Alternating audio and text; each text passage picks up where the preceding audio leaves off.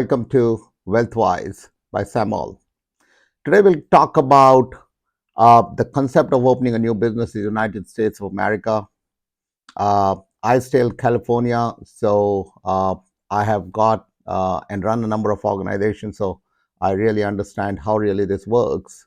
So let's talk about the type of startups or businesses you can open. Primarily, there are two types of organizations or startups you can start with.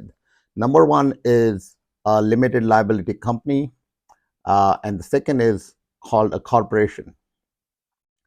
LLC or LLP is a limited liability company, while a corporation can be of two types. It's called S corporation or a C corporation.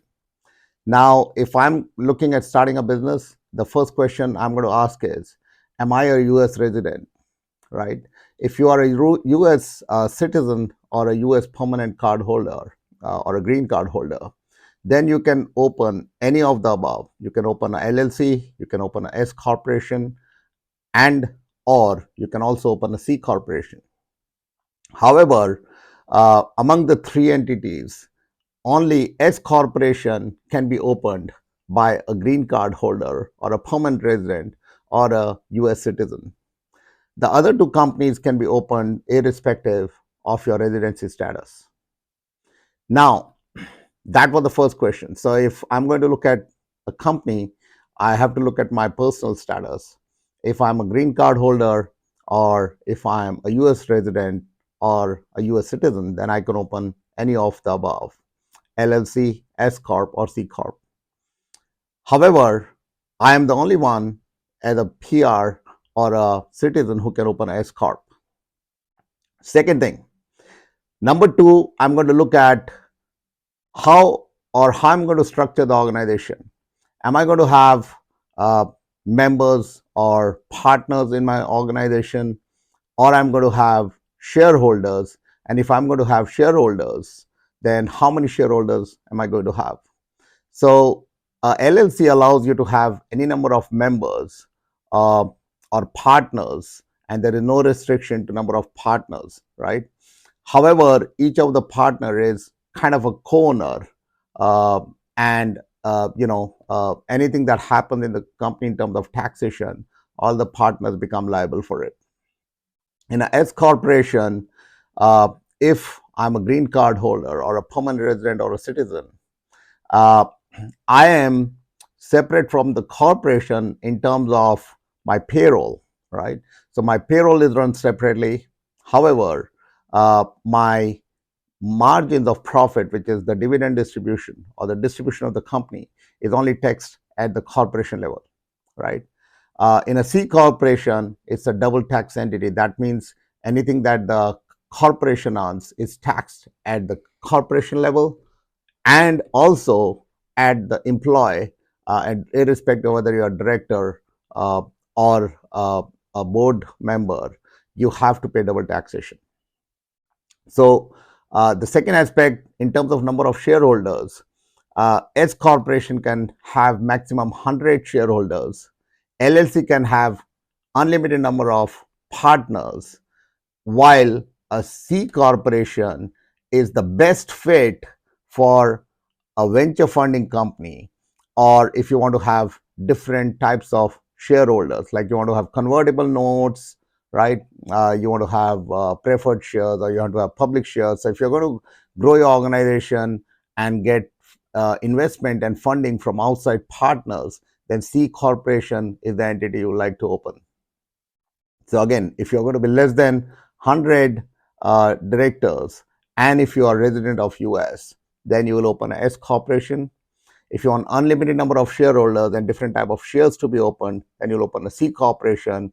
However, if you are not a resident, irrespective of resident status, you can open a C corporation or LLC, and there's no limit to number of members you can have in LLC, but they are all members and or co-owners of the LLC, whereas a C corporation can have shareholders of different categories, right?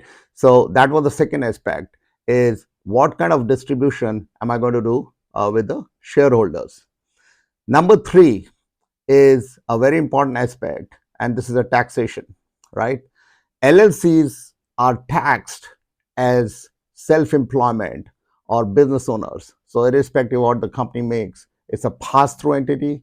So you will be taxed whether the company makes a profit, and if it makes a loss, it comes into your personal 1040 as part of the Schedule C.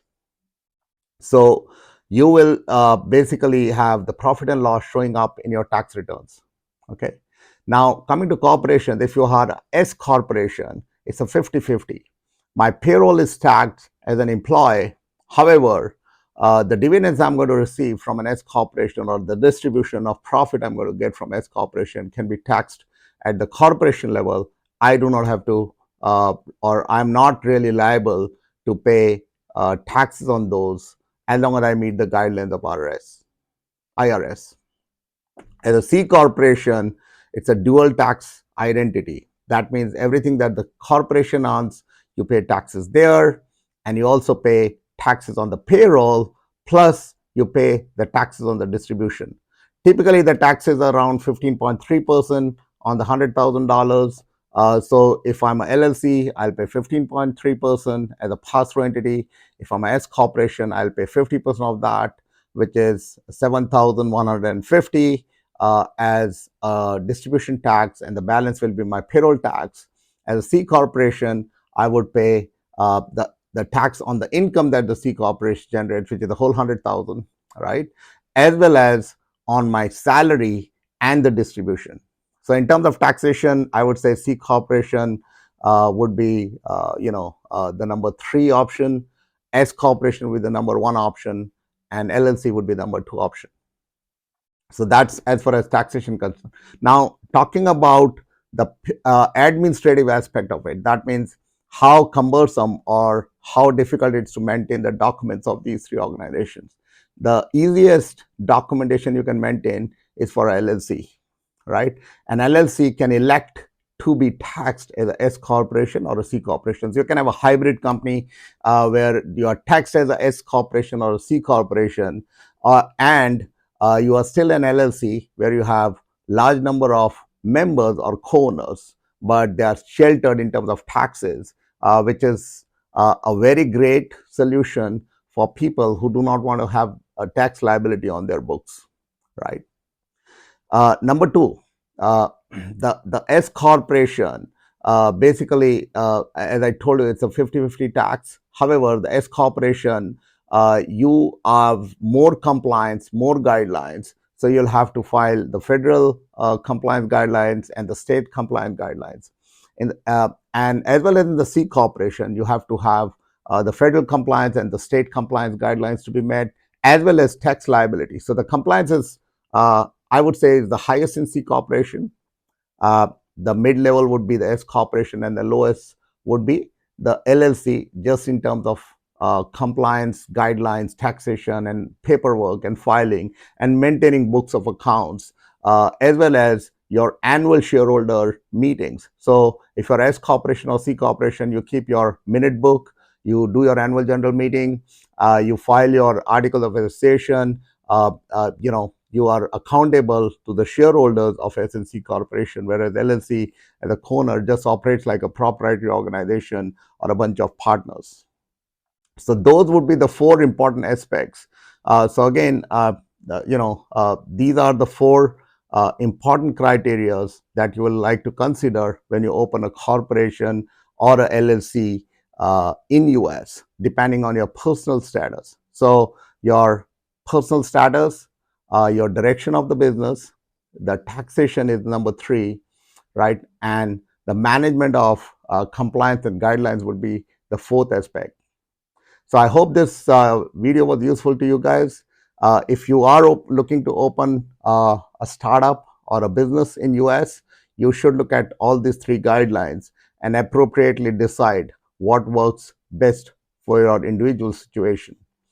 So please like and subscribe this video. I'll be talking more about similar kind of topics, including investments in real estate as well as stocks, as well as business, where I kind of been in the business for 38 years, but I've also invested in real estate, both sides of the border, that because I've I'm originally from Canada, currently living in California. But again, um, I understand the aspects of both sides of the border. So I'll be talking more about both the real estate market, the stock market, and the business aspects of it. Thank you, guys. And this is Sam Mall signing off.